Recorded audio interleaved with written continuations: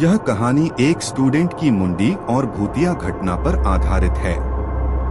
कहानी स्टूडेंट की मुंडी की भूतिया बारिश। राहुल एक होशियार और मेहनती छात्र था जो अपने गांव के स्कूल में पढ़ता था। गांव के बाहर एक पुरानी हवेली थी जिसे लोग भूतिया हवेली कहते थे। गांव वालों का कहना था कि उस हवेली में एक छात्र की आत्मा भटक रही थी जिसकी मौत बड़े रहस्यमय तरीके से हुई थी। लेकिन राहुल ने इन बातों पर कभी विश्वास नहीं किया।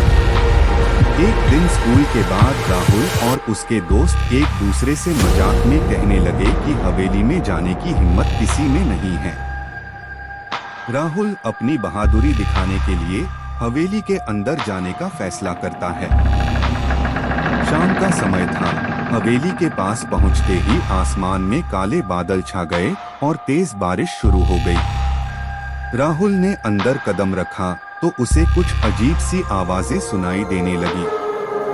हवेली के अंदर हर चीज धूल से ढकी हुई थी, लेकिन वहां एक कोने में उसे कुछ चमकती हुई दिखाई दी। जैसे ही वह उस जगह पहुंचा, उसने देखा कि वहां एक पुरानी किताब पड़ी थी और किताब के बगल में एक कटी हुई मुंडी। राहुल का दिल जोरों से धड़कने लगा, लेकिन उसने हिम्मत जुटाई और मुंडी को गौर से देखने लगा। तभी अचानक वह मुंडी बोल पड़ी, मेरी मुंडी को वापस जोड़ो, नहीं तो तुम्हारी भी यही हालत होगी। राहुल डर के मारे कांपने लगा। उसी समय उसे लगा कि कोई उसे पीछे से देख रहा है। उसने पीछे मुड़कर देखा तो एक भूतिया आकृति उसके सामने खड़ी थी जिसके शरीर पर मुंडी नहीं थी।